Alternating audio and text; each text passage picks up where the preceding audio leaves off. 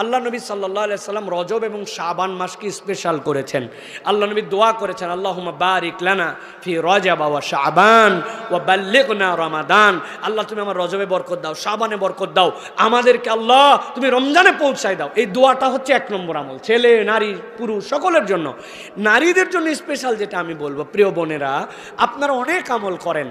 এই মাসে নবী করিম সাল্লাল্লাহু আলাইহি ওয়াসাল্লাম এত রোজা রাখতেন যে আল্লাহ নবী সাল্লাল্লাহু আলাইহি ওয়াসাল্লাম অনেক সময় পুরা মাস রোজা রাখতেন। তাহলে নবীর সুন্নাত অনুসরণ করে আপনারা কমসে কম সোমবার, বৃহস্পতিবার এবং আইয়ামে বীজের 13, 14, 15 রোজাটা রাখবেন। আর নারীদের জন্য স্পেশাল আমল যেটা মহিলা সাহাবীদের দ্বারা প্রমাণিত, যে বিগত বছরের যে রোজার কাজা হিসাবই করে নাই, রমজানের পরে শাওয়ালের রোজা রাখছে, নিসফু মিনা শাবানের রোজা রাখছে, এই নফল রোজা রাখছে, কিন্তু ফরজ রোজা শেষ হয় নাই।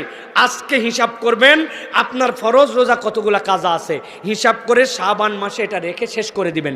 এটাই হচ্ছে নারীদের জন্য উত্তম আমল।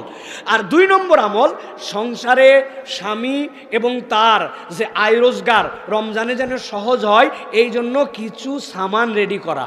আপনি 30 দিনে যদি নিয়ত করেন প্রত্যেক দিন 1 পোয়া করে চাল রেডি করছি, 10 কেজি চাল রেডি হয়ে যায়, 10 কেজি আলু রেডি হয়ে যায়, 5 কেজি পেঁয়াজ রেডি হয়ে যায়, 1.5 কেজি সয়াবিন তেল রেডি হয়ে যায়। আপনার স্বামী এমন পরিশ্রম করেন যে এই পরিশ্রমে বলে আমি রোজা থাকতে পারি না, আপনি তাকে বলবেন আল্লাহর দয়ায় আমি 2 মাসের প্রচেষ্টায় আপনার 10 দিনের সমান বাজার করা লাগবে না, আমার বাড়িতে রেডি আছে। তাহলে আপনি 20 দিন কাজ করলে হয়, 1 দিন করবেন 1 দিন বাদ দিবেন, 6 ঘন্টার কাজ 3 ঘন্টা করবেন। আমি এটা জোগাইছি, আপনিও 1 মাস ধরে একটু জোগান, 2 জন মিলে 15 দিনেরটা জোগাই, কিন্তু কেউ রোজা মিস দিব না।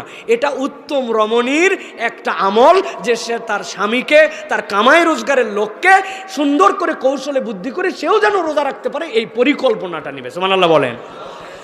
এইটা হচ্ছে আমাদের জন্য নির্দেশনা। প্রিয় ভাইরা, আল্লাহ রাব্বুল আলামিন আমাদের মা বোনদেরকে উত্তম আমল করার তৌফিক দান করেন।